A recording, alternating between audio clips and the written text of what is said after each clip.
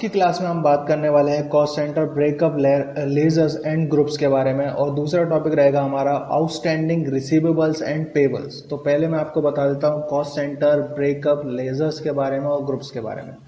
ठीक है, तो कॉस्ट सेंटर ऑलरेडी मैं आपको नेक्स्ट क्लास में पहले वाली क्लास में बता चुका हूँ। तो कॉस्ट सेंटर ब्रेकअप के द्वारा वो लेजर शो किए जाते हैं जो बाउचर में उपयोग किए जाते हैं। इसके दौरान सारे ट्रांजेक्शन उनके बैलेंस शो करते हैं।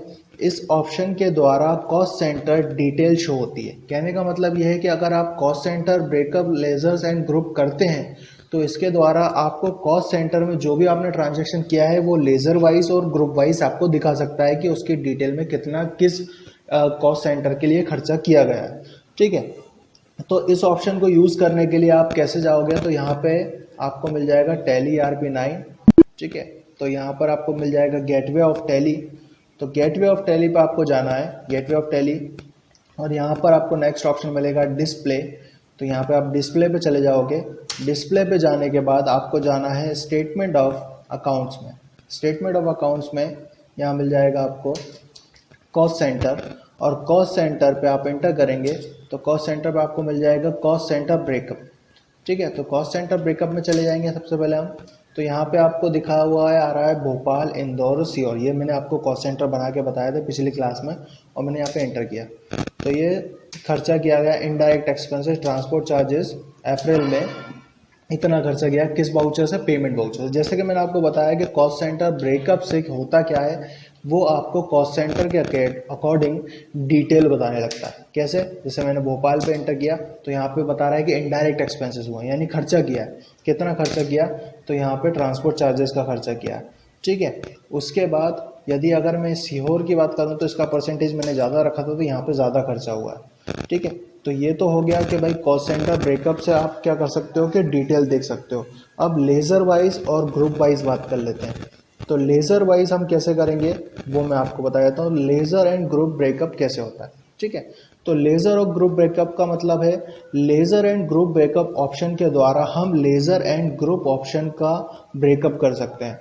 वह कॉस्ट सेंटर ग्रुप का व्यू होता है जिसके द्वारा यूजर अलग अलग कॉस्ट सेंटर के बीच लेजर को डिवाइड कर उनकी डिटेल देख सकता है। कहने का मतलब यह है कि जहाँ पर जैसे मैं बैक कर रहा हूँ तो यहाँ पर ही आपको डिस्प्ले में लेज़र ब्रेकअप मिल जाएगा। तो यहाँ पे लेज़र ब्रेकअप कर लिया, ट्रांसपोर्ट चार्जेस।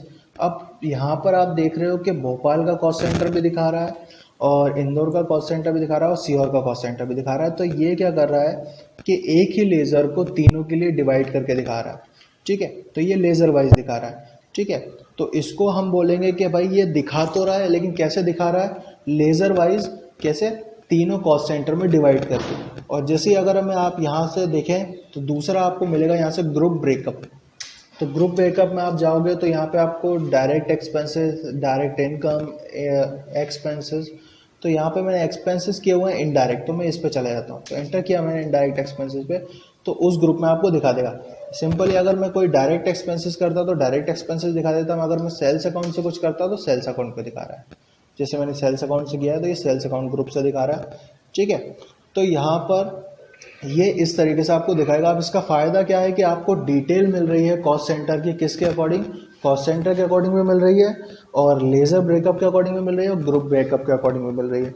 अब मैं आपको बताने जा रहा हूँ नेक्स्ट ऑप्शन, जो कि रहेगा आपका आउटस्टैंडिंग रिसीवेबल और पेबल। अब पहले ये समझ लीजिए आउटस्टैंडिंग होता क्या है। आउटस्टैंडिंग का मतलब होता है जो भी रुके हुए रिसीवेबल और पेबल होंगे। हमारे कहने का मतलब यह है कि मैंने किसी को माल बेचा, ठीक है, अब उसने कहा कि ठीक है मैं उधार ले रहा हूँ, अब 1 महीने का उसने मेरे को टाइम दे दिया, तो मैंने 1 महीने की एक डेट डाल दी कि भैया 30 दिन बाद ये पैसे देगा।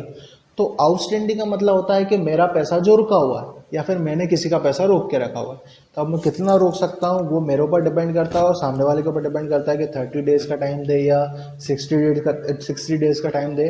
अब आपको टैली कैसे याद दिलाएगा, या टैली में आपको कहाँ पर जाके देखना है, तो वो आपको देखना पड़ेगा। फिर से मैं जा रहा हूँ टैली में, तो यहाँ पे आपको मिलेगा टैली ERP9। तो आपको करना क्या है, डिस्प्ले पे ही जाना है वापस। गेटवे ऑफ टैली में आपको डिस्प्ले मिल जाएगा, और यहाँ आपको मिल जाएगा स्टेटमेंट ऑफ अकाउंट्स, और यहाँ मिल जाएगा कॉस्ट सेंटर। तो कॉस्ट सेंटर पे आप इंटर करेंगे तो, सॉरी कॉस्ट सेंटर मैंने गलत बोल दिया, कॉस्ट सेंटर पे नहीं जाना है आपको, आउटस्टैंडिंग पे जाना है। ठीक है, फिर से समझ लीजिए एक बार, display statement of accounts outstanding. ठीक है, आउटस्टैंडिंग में जाने के बाद ये पूछेगा पे रिसीवेबल या पेबल। तो पहले मैं आपको रिसीवेबल दिखा देता हूँ। मैंने यहाँ पे 2 या 3 मैंने बना के रखे हुए हैं। तो सिंपली रिसीव किससे होगा, सैलरी डेप्टर से, क्योंकि डेप्टर का मीन्स होता है देनदार, यानी वो पैसे देगा। तो यहाँ पे मैंने एंटर किया तो यहाँ पे आपको दिखाई देगा मोहित डेप्टर्स को पैसा चुकाएगा। अभी पेंडिंग अमाउंट है 25,000 रुपये, पार्टी का नेम ये है और रेफरेंस नंबर ये रहा।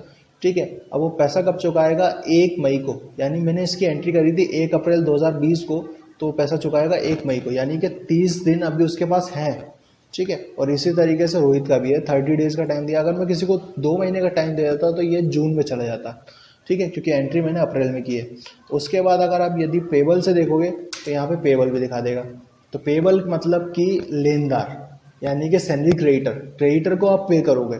तो यहाँ पे सैलरी डेप्टर मत ले लेना, सैलरी क्रेडिटर लेना। तो सैलरी क्रेडिटर को आपको यहाँ दिखाई देगा कि भाई 5,000 रुपये का माल इससे खरीदा मैंने और ये इसका बिल नंबर है।